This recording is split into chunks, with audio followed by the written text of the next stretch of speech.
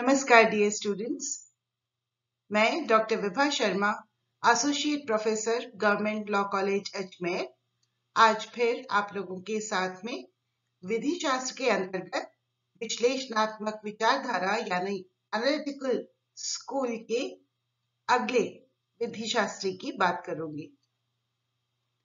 जैसा कि आप देख ही सकते हैं, प्रोफेसर HLA हार्ट के बारे में हम 2 वीडियोस के माध्यम से जानेंगे। इन्होंने जो विधि का सिद्धांत दिया, विधि के बारे में जो इन्होंने कहा, तो इनके जो विचार थे उनको हम पार्ट ए और पार्ट बी के माध्यम से जानेंगे। तो आइए आज प्रोफेसर HLA हार्ट के बारे में कुछ बातें और उन्होंने जो सिद्धांत दिया है उसके बारे में जानकारी प्राप्त करते हैं। तो चलिए प्रारंभ करते हैं। तो सबसे पहले हम लोग प्रोफेसर HLA हार्ट के बारे में कुछ जानकारी प्राप्त कर लेते हैं। He was a British legal philosopher, a jurist. ये एक ब्रिटिश विधिक दार्शनिक विधिवेत्ता थे। अपने समय के बहुत ही प्रभावी विधिवेत्ता रहे हैं और इनके द्वारा जो विचार प्रस्तुत किए गए हैं वो आज भी बहुत ज्यादा प्रभाव रखते हैं, रेलेवेंट है, सुसंगत है। किस तरह से है ये तो जब हम इनकी जो थ्योरी है उसको समझेंगे तो जान जाएंगे। इनका जो समय है वो 1907 से 1992 तक का रहा। ये तो प्रोफेसर हार्ट के द्वारा अनेकों पुस्तकों का प्रकाशन किया गया है, बहुत सारे आर्टिकल्स भी लिखे गए थे, लेकिन विधि शास्त्र के उद्देश्य से जो हमारे लिए जानने आवश्यक है वो 2 पुस्तकें हैं। द कंसेप्ट ऑफ लॉ जो कि 1961 में प्रकाशित हुई थी और दूसरी लॉ, लिबर्टी एंड मोरालिटी जो कि 1963 में प्रकाशित हुई थी। अभी हमारे लिए जो द कंसेप्ट ऑफ लॉ पुस्तक इन्होंने 1961 में प्रकाशित की थी वह महत्वपूर्ण है, क्योंकि विधि शास्त्र के संबंध में और विधि के संबंध में प्रोफेसर हार्ट के जो विचार रहे हैं वो हम इसी में पाते हैं। हार्ट महोदय के अनुसार where there is law, there human conduct is made in some sense non-optional or obligatory. Heart महोदय का कहना है कि जहां विधि है वहां मानवीय व्यवहार किन्हीं मायनों में गैर वैकल्पिक या बंधनकारी बन जाता है। यहां हम हार्ट महोदय का जो विचार है उसको थोड़ा सा और जान लेते हैं तो हमें यह भी समझ में आ जाएगा कि वे अपने इस सेंटेंस के माध्यम से क्या कहना चाह रहे हैं। दरअसल जब हम उनकी पुस्तक द कंसेप्ट ऑफ लॉ देखते हैं तो हम पाते हैं कि उन्होंने अपनी पुस्तक के प्रारंभ में ही ऑस्टिन का जो व्यू था, जो विचार था लॉ के संबंध में, लॉ एज ए कमांड के विधि समादेश है, उसका क्रिटिसिज्म किया है, उसकी आलोचना की है उन्होंने अपनी पुस्तक के प्रारंभ में ही।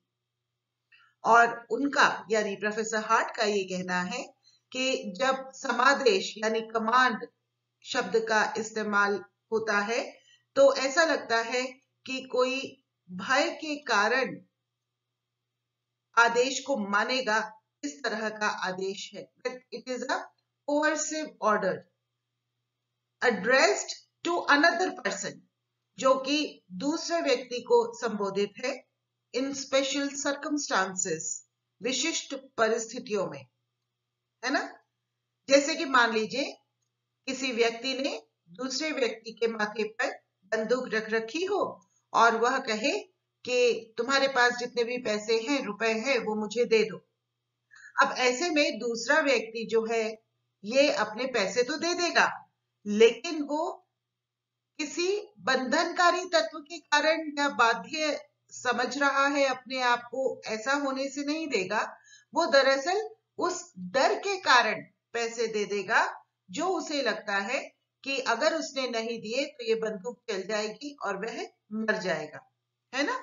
तो हार्ट महोदय ने कुछ इसी तरह का चित्रण किया और उन्होंने कहा कि जब हम कमांड शब्द का इस्तेमाल करते हैं तो इससे तो दरअसल ये विचार उत्पन्न होता है कि जैसे कि कोई कोर्सिव ऑर्डर है जो किसी दूसरे व्यक्ति को दिया जा रहा है किन्हीं विशिष्ट परिस्थितियों में, लेकिन जो विधि होती है वो तो साधारणतया एप्लीकेबल होती है, वो तो साधारण रूप में लागू की जाती है।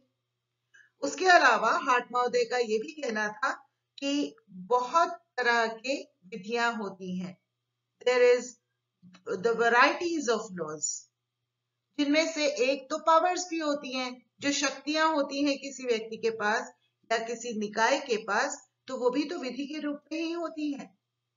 साथ ही साथ हार्ट महोदय ने यह भी कहा कि जो पहले से विधि चली आ रही है वह भी सम्मिलित नहीं है जब हम समादेश शब्द का इस्तेमाल करते हैं या समादेश को आधार मानते हैं।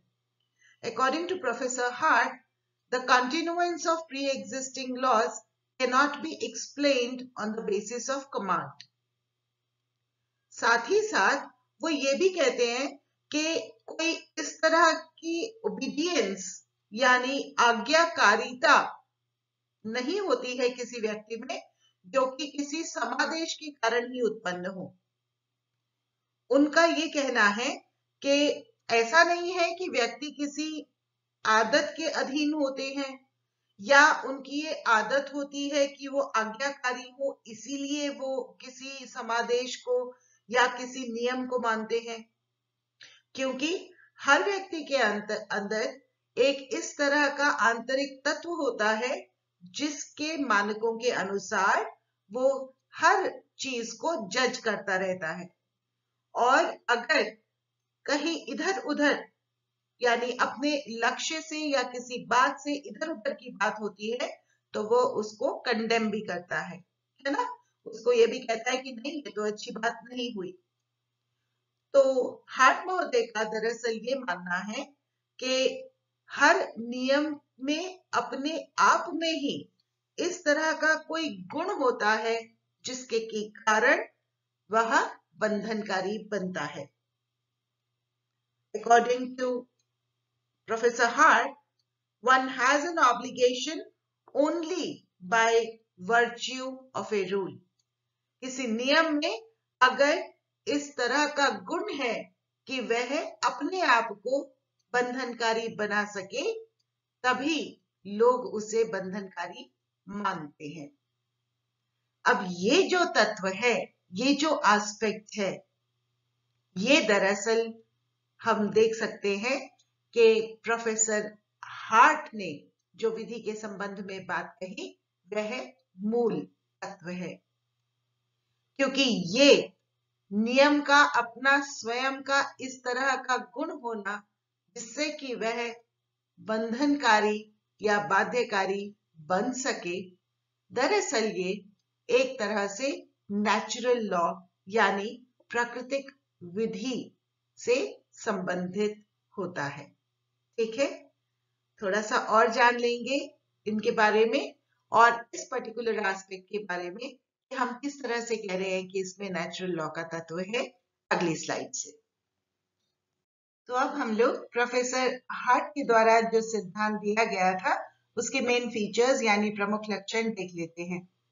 जैसा कि पिछली स्लाइड में मैंने आप लोगों को बताया था कि हार्ट महोदय के अनुसार हर नियम में अपने आप में इस तरह का गुण होता है कि लोग उसे मानते हैं, यानी वह बंधनकारी हो जाता है ना, इट बिकम्स बाइंडिंग।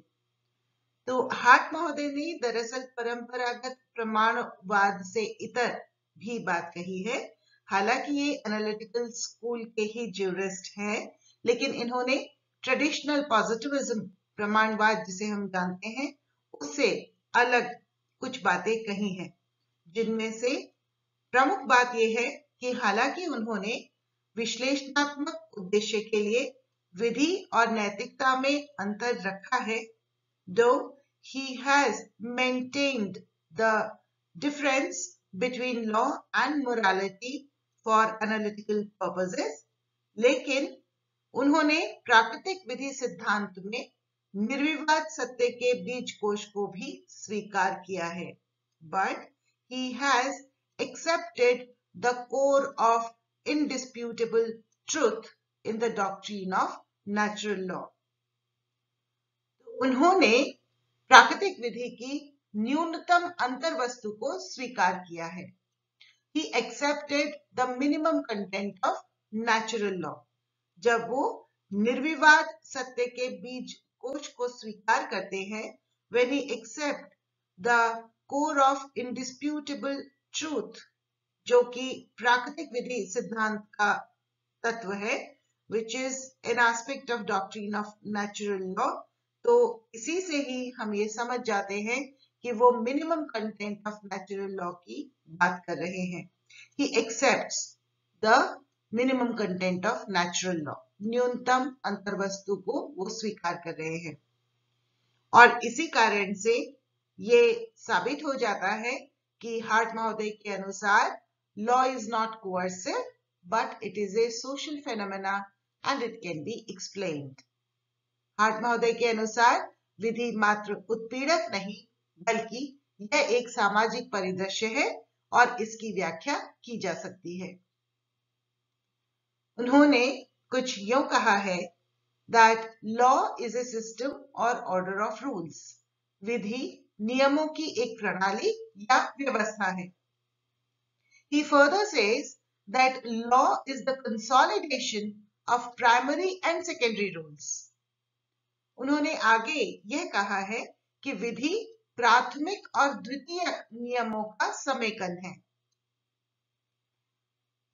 साथ ही साथ वो ये भी कहते हैं law is based on the rules of legitimacy validation. विधि विधि मान्यता के नियमों पर आधारित है. और उनका ये मानना है that for a legal system to remain long lasting, the existence of definitive rules is necessary. विधिक व्यवस्था के दीर्घजीवी बने रहने के लिए निश्चित नियमों का अस्तित्व आवश्यक है. ठीक है, तो ये जो उन्होंने थ्योरी दी उसके ये जो है मेन एस्पेक्ट्स हैं, मेन फीचर्स हम कह सकते हैं. अब ये जो प्राइमरी और सेकेंडरी रूल्स हैं, ये क्या है? प्राथमिक और द्वितीयक नियम. इनके बारे में और विस्तार से तो हम अगले वीडियो में देखेंगे, लेकिन यहाँ पर नेक्स्ट स्लाइड में इनके द्वारा जो नियमों की व्यवस्था बतलाई गई है उसको जान लेते हैं. तो चलिए जानते हैं. तो अब हम लोग इस स्लाइड में देख लेते हैं कि हार्ट महोदय ने विधि नियमों की व्यवस्था के रूप में विधि की व्याख्या किस प्रकार से बतलाई है. The explanation of law in the form of order of rules according to Professor Hart. So according to him there are social rules. उनके अनुसार सामाजिक नियम होते हैं. उन्होंने इन सामाजिक नियमों को दो भागों में बांटा. पहला तो है rules relating to good conduct, chess etcetera, सदाचार, शतरंज आदि संबंधी नियम. तो इसको इन्होंने फिर आगे नहीं बढ़ाया और जो बाइंडिंग रूल्स यानी बंधन वाले नियम हैं इन्होंने उसको आगे एक्सप्लेन किया है. अब इन बाइंडिंग रूल्स में उन्होंने लॉ को भी रखा है और मोरालिटी को भी रखा है ना. मोरालिटी और नैतिकता को उन्होंने आगे एक्सप्लेन नहीं किया, बल्कि उन्होंने लॉ के जो नियम हैं उनको आगे फिर दो भागों में बांट दिया है, क्योंकि वो विधि के बारे में ही बात कर रहे हैं, है ना. तो विधि के नियमों को उन्होंने प्राथमिक नियम और द्वितीयक नियम इन दो भागों में बांटा है. हार्ट महोदय के अनुसार एक सोसाइटी में कुछ प्राथमिक नियम होते हैं, है ना, प्राइमरी रूल्स होते हैं, मूल नियम होते हैं, और कुछ सेकेंडरी रूल्स भी होते हैं, द्वितीयक नियम. तो प्राइमरी रूल्स जो है उनके बारे में हम आगे जान लेंगे. सेकेंडरी रूल्स को उन्होंने तीन तत्वों में विभाजित किया है. पहला रूल्स रिलेटिंग टू चेंज यानी परिवर्तन संबंधी नियम. दूसरा रूल्स रिलेटिंग टू एडजुडिकेशन यानी न्याय निर्णय संबंधी नियम. और रूल्स रिलेटिंग टू रिकग्निशन यानी कि मान्यता संबंधी नियम. ठीक है, तो अब हम लोग प्राइमरी रूल्स और सेकेंडरी रूल्स के बारे में वो और क्या कहते हैं उसको नेक्स्ट स्लाइड में समझ लेते हैं. तो अब हम इस आखिरी स्लाइड में जान लेंगे कि हार्ट महोदय एक सोसाइटी में प्राइमरी और सेकेंडरी दोनों ही रूल्स के होने की बात कहते हैं और वो किस तरह से इस निष्कर्ष पर पहुंचे हैं और वो क्या ऑब्जर्व करते हैं उसको हम लोग देख लेते हैं स्लाइड में। According to Hart, in primitive societies, the rules relating to obligation are found.